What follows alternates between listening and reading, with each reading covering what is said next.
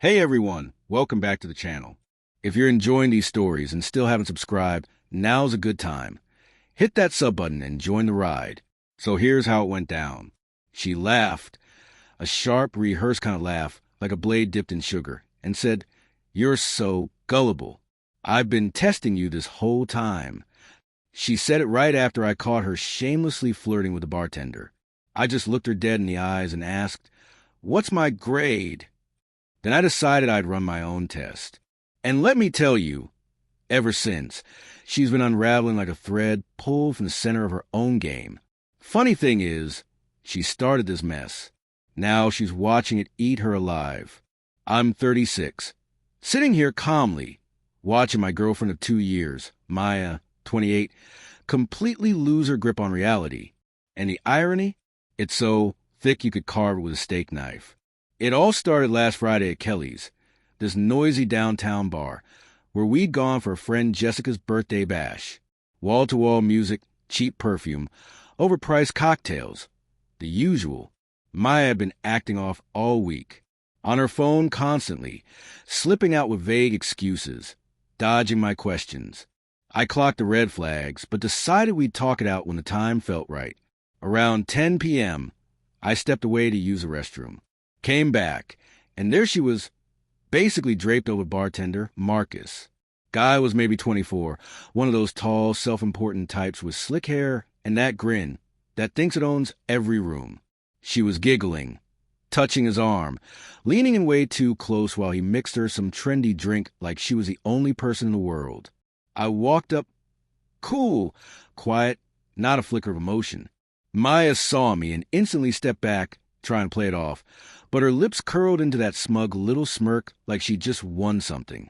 Marcus got the hint, suddenly absorbed in cleaning the bar. "What's this?"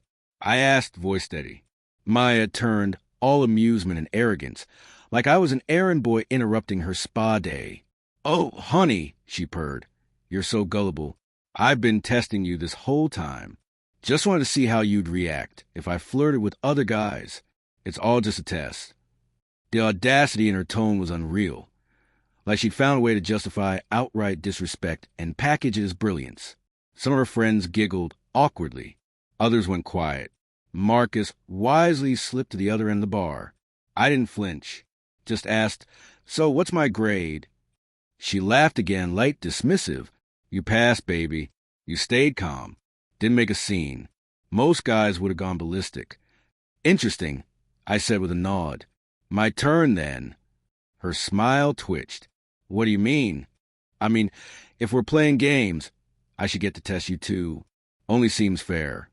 She shrugged, trying to look cool. "Sure, whatever you want." "Good to know." I turned, walked out of the bar without another word. No drama, just silence.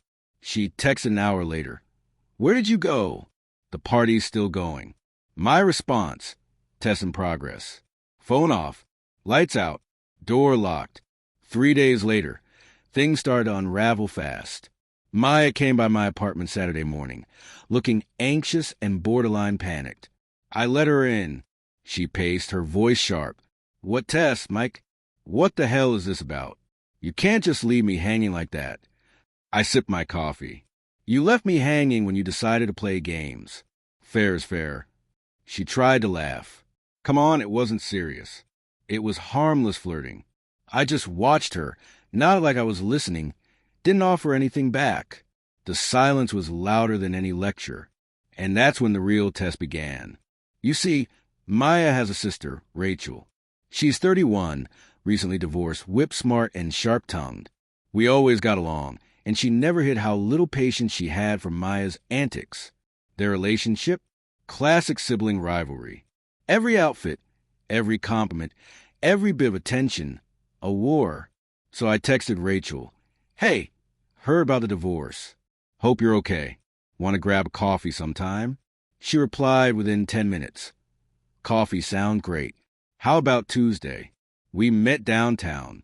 Rachel showed up radiant, independent, like someone finally unburdened. We talked for hours.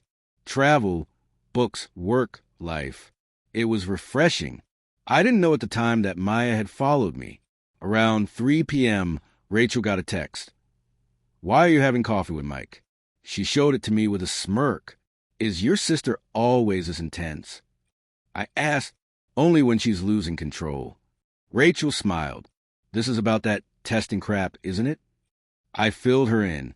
She didn't even look surprised. Maya's been doing that manipulation nonsense since high school, she said, flirting to get reactions, seeing how far she could push. She doesn't know how to handle someone who doesn't play along. We planned dinner for Thursday. Casual, nothing romantic. But I knew Maya wouldn't care about context.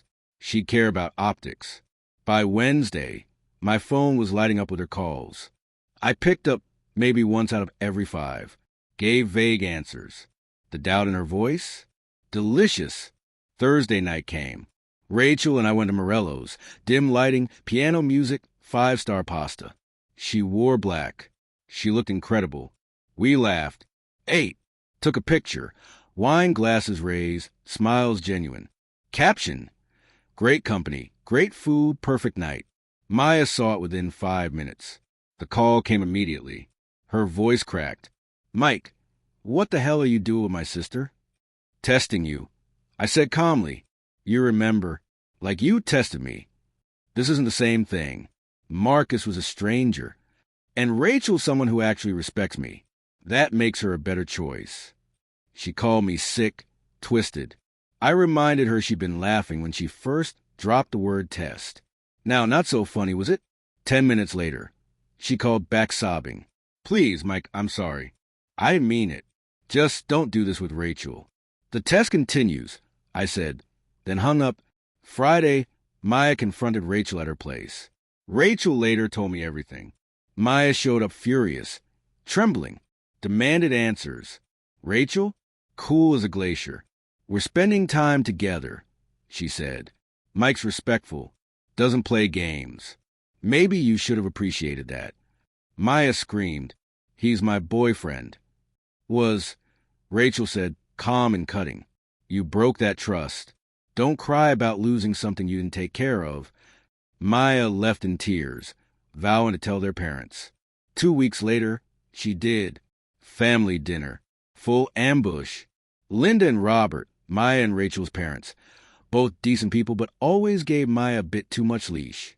We arrived together. Maya was already mid-sob story.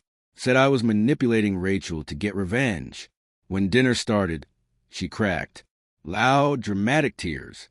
Accusations flying like plates in a kitchen. He's cruel. He's using Rachel to hurt me. I let her finish. Then calmly said, Maya suggested we test each other. She flirted with a bartender in front of all her friends. Called me gullible for trusting her. So I ran my own test. The table went quiet. Robert looked stunned. Linda's mouth dropped open. Is that true? Robert asked softly. It wasn't serious. Maya blurted. Just flirting. Harmless. Mike is actually dating your sister, Rachel said. And I treat him like a grown man, not a science experiment. Linda raised an eyebrow. Maya, remember in high school when you used to flirt with boys your friends like just to see if they flirt back? You called it testing then, too. Maya stormed out crying. No one followed, not even her parents. 3 weeks later, her desperation boiled over. She showed up at my place, 11 p.m., drunk and broken. Please, she begged, mascara streaked like war paint. Stop seeing Rachel. Take me back. I'll change. I didn't let her in, just stood in the doorway. Maya, you laughed about playing with my trust. Now you're upset because someone's treating you the same way. It's not the same, she snapped. Rachel's my sister. Marcus was nothing. At least Rachel respects me. And that's more than you ever did. She tried everything. Tears, seduction, threats. Nothing worked. Finally, she snapped. You're just doing this for revenge. Maybe, I said, but you started the game, Maya. Don't be mad that I'm better at it. She left screaming. Said she'd ruin me. But she was already ruined. 1 month later, Maya completely spiraled. Fake accounts. Hateful messages. Tried turning our friends against Rachel. But people remembered that bar night. How she'd mock me. Brag about her test. Suddenly, no one was by her victim act. Meanwhile, Rachel and I, we grew close. Real connection. No manipulation. No games. Just something healthy, honest. Rachel finally told Maya to stop showing up to family dinners unless she could behave like an adult. Linda and Robert backed her. Maya lost her grip that night, sobbing at the table. Everyone just stared. No one followed when she stormed out again. The beauty in it? Maya's little test was meant to prove I was weak. Instead, it proved she was toxic. She laughed at my loyalty, mocked my calm. She thought I'd just take it. She thought wrong. And now she watches from the sidelines, all alone, while I build something real with the one person who truly saw me. Maya failed her own test. She just didn't expect me to be the one handing out the final grade.